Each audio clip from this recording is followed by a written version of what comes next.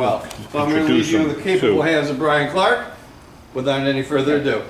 I want to go on When this. you're wrapping hands is like anything else. There's no one way to do it. There are several good ways to wrap hands, but there are several bad ways to wrap hands. You have 4 areas of the hand that you want to protect. Your wrist, your thumb, your knuckles, and all the metacarpals in here. Now, USA Boxing is always changing its rules on gauze and tape. Right now, the rule stands you can use 15 yards of gauze and 15 feet of tape.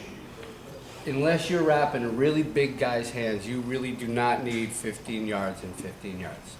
So I'm going to demonstrate a couple of ways to wrap hands. You are allowed to use tape between the knuckles now.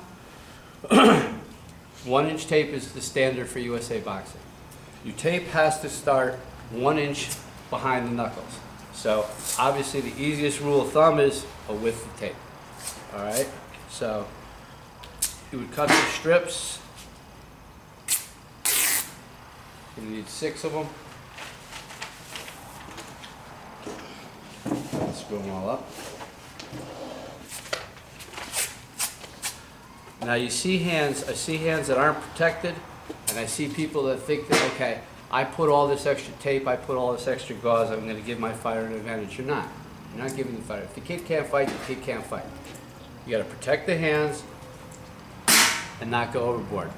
I've been at the U.S. Nationals, and one of the heavyweights from New York won a fight. He's going into the semifinals, and they said, hold on a second. And they took his hand wraps off, and they measured the gauze. He had about 18 yards of gauze on his hands. He was out of the tournament. So around here, you could probably get away with it, but you're not really getting away with anything. They're more than liberal with the amount of gauze and tape that you need. So I'm going to do 2 different ways of doing the pads. If you use 1 roll of gauze for the whole process, you know you didn't, there's no way you went over 15 yards. It's impossible. All right? So this hand here I'm going to do with a flat pad. You can do it usually like 15 or 18 times is a good amount. That's 3.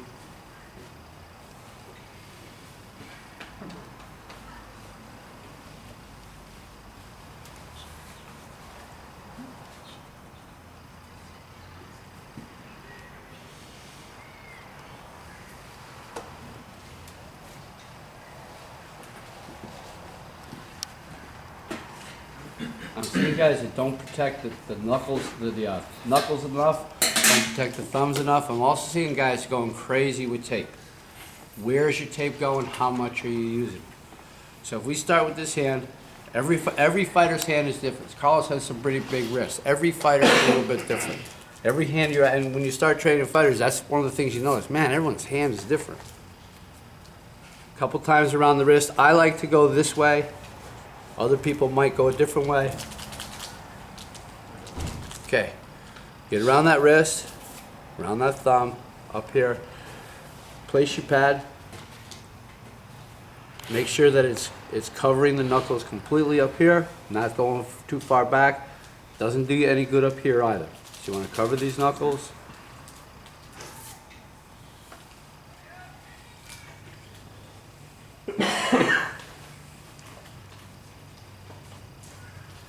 Start securing it, crossing them there. Don't go around and around and around there because you're not going to give the right protection in these bones. All right? Like I said, every hand is a little bit different. I kind of like a fairly long cuff here, because I think it gives a little more leverage.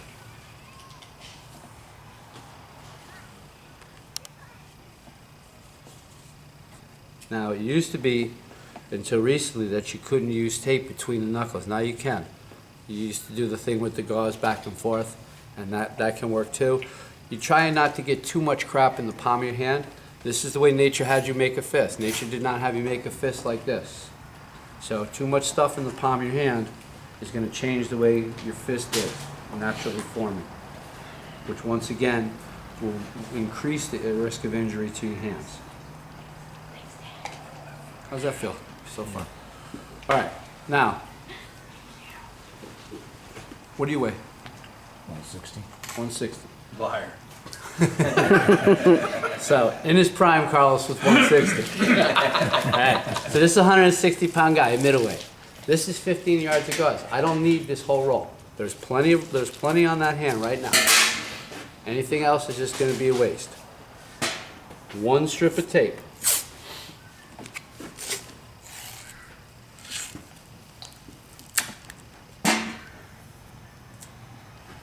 Like I said, they're always changing the rules. They might change it again. Who knows? But this is where we are right now, so this is what we're going to deal with right now. These are a little bit long. Sometimes you might want to snip them. Sometimes you might just want to tuck them under. Now right now, Carlos, make a fist. See how that covers the whole knuckle area without protruding too much?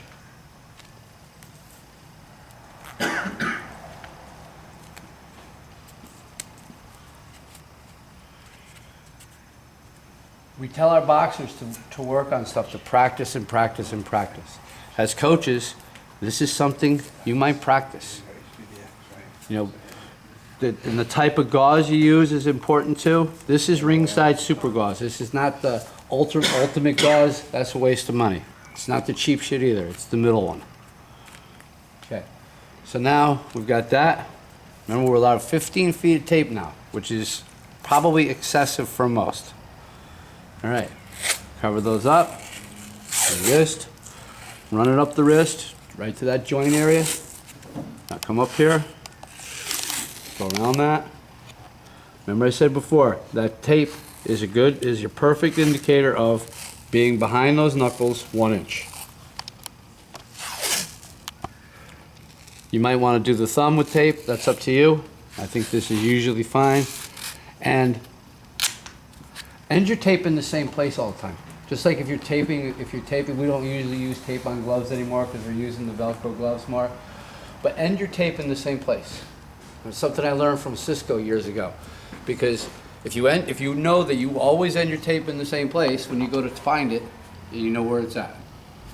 A little tiny thing, but at the end of the fight, when you're trying to cut this off and you can't get through the tape, if you know where it is, all right, make a fist. How's that feel? All right. So now you've got the wrist protected, the thumb protected, with all the metacarpals in here, and your knuckles. So it's a real good chance that this hand wrap is going to protect that fighter's hand. Now, this is the way I did it for years and years and years. I've kind of modified what I've been doing recently. This is something that they do up in Rhode Island a lot. Same type thing with the pad. Use the one roll of gauze. This way you know you're never going over. Start your pad. Also, they don't allow you to do a pad with a different... No, the pads with another form of gauze is illegal.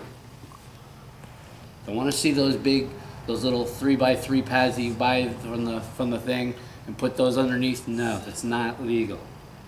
And it would really suck to be at a national tournament, have a kid win, and be DQ'd because of the hand. So this one here, I'm going to run my pad up and down.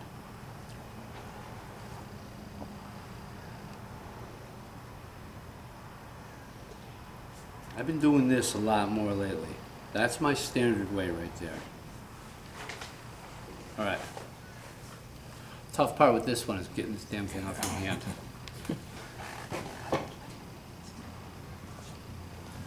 All right. So that roll right there is 15. This roll is 15 yards. So you know if you're No using... more, no more, no less. This roll is 15 yards. So if you have the 10 yard, then you can... Yeah, if you have the 10 yards, make your pad out of half of that. Don't go over. Now look, 15 yards, and I still have pretty close to about 2 yards right here. All right, this is a 160-pound fighter. So for your average person, you got JOs. Don't use 15 yards of gauze. That's crazy. It's not helping the kid. All right. Now, this one here I'm going to do very similar, but there's going to be a little change in the pad. And play with it. See what feels comfortable for you. Now you're going the opposite way, right? No, I always go this way. I always go out for some reason. I just Across the wrist versus under the wrist. right. Boom. All right. Now, sometimes two. I'm gonna put this pad here. right there. Try and make sure things as straight as can be. Trying to go underneath here like this. Now, I'm gonna take this, I'm gonna fold it right over. What happens with this way here is you tend to get a little more right at the end of the knuckle. Secure it well. Get your crisscrosses. Now, this, you really want these crisscross. I see people just go around and around and around and around. Does not support these bones.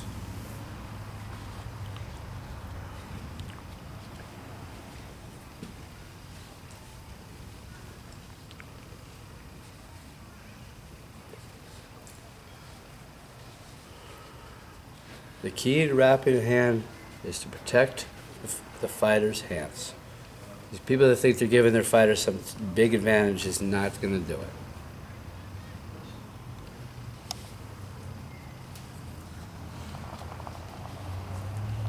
And like every fighter's different. Some people have, you know, let's say a kid's having a problem with his thumb. You're going to have to do more around the thumb. That's a case where you might want to use some of that generous 15. Do you know why we're allowed 15 yards of gauze and 15 feet of tape? Does anyone know that? Anybody? It's because John Brown, the owner of Ringside, is on the committee that got a change. John Brown. He sells the tape. John Brown sells the tape and gauze. That's all there is to it.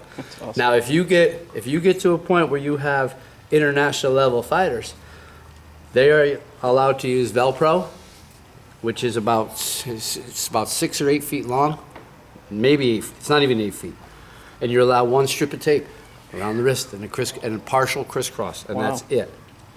So that's another thing, is if you've got kids that are going to make it to that level, and they're used to having this cast on their hand, when you go fight internationally, you've got a little Band-Aid on your hand. It's a big, big difference.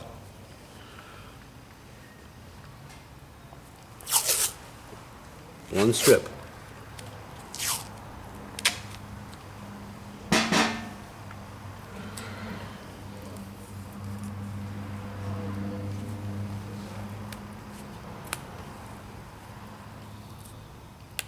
You typically like to cut that instead of, Yeah. wrap it underneath and cut it.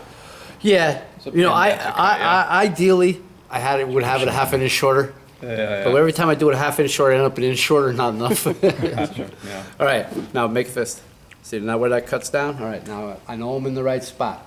After your first one, usually I have the guy make a fist, unless I know I got it right. This way, okay, if I have to make an adjustment, I gotta make an adjustment there.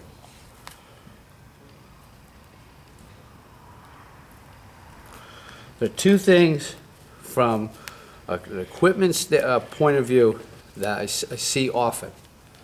And one is hands. I addressed it at the show in New Haven a few weeks ago. Tape all over the knuckles, hands not protected, and headgears.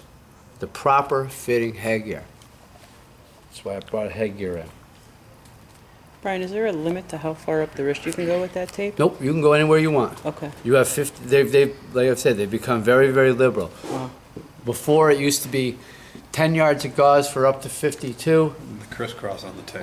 And you allowed one strip of tape, a crisscross that could not go into the knuckle area. Oh, wow. And that Okay. was it. So then they did it to 6 feet, and now I think it's 15. Wow. But this is less than 15 feet of tape, just under 15 yards of gauze. Once again, when you do your wrist, get it to this point right here, that little joint. That's going to give you the most support right there. At least 1 inch, at least one strip away. Now we know we're not covering those knuckles. We know it's legal. You're not going to go up to the fight table. You're not going to take your gloves off and go, wait a minute, let me see that. Right. I've seen it happen. I've seen it in the Silver Gloves Nationals. I've seen it at the USA Nationals. And once again, end in the same spot. I don't care where the spot is. Your spot might be underneath, well, it might be on the side, who cares? But I like to end mine right there. So I know at the end of the fight, when I'm looking for this tape, I know where it's going to be. Okay? 2 ways of doing the hands. If you have a guy who has maybe some sore knuckles, this might be the way to go. Carlos, go. You see? Yeah, actually I do. See, I always thought when you did the fold over, that it pulled actually away from the knuckles. No, it should fold right there. Right Both- at the crease. So right you at want the you want to crease. start the Yeah. start the fold Right at the crease. mid fingers at the crease. All right? Now you can see this gives good protection. And like anything else, like I said, practice. I used to watch people, the first time I was ever in Mohegan Sun, like at the pros, go down, oh man, I'm gonna see. Look, you got 6 or 8 fighters in the dressing room. You've got hands being wrapped 4 or 5 different ways. Now, some of them are good, some of them are horrible. But this is a completely legal amateur hand. I did not go over 15 yards of gauze. I certainly didn't go over 15 feet of tape. That hand is extremely well protected, both of them. You ready for fight? Look at that. We got the ring. We got Kyle Benefit, who's 108 years old. He'd come out of retirement. Thanks, Brian. All right, so these were dollar store scissors, but they're still holding on. Sometimes, there was a dollar store in West Haven that had these things. I bought like 10 pair. And they still work. And they still work. And I'm down to my last pair. Now, but even at the end of the night, you know, sometimes it's real hard to get the scissors through that tape. Your kid's tired, the things are sweaty. That's where this comes in. Get rid of this before you cut it out. This way you're not cutting your kid's hand. All right? It should come off fairly simple to that point. Then cut it off. You see guys trying to get the thing off, it's not cutting. Their scissors suck. The gauze is too thick. Now cut the stuff off. This way I'm not gonna cut his hand up. Sometimes trying to cut through that tape makes it almost impossible. Go gentle. If you have to go a little at a time, go a little at a time.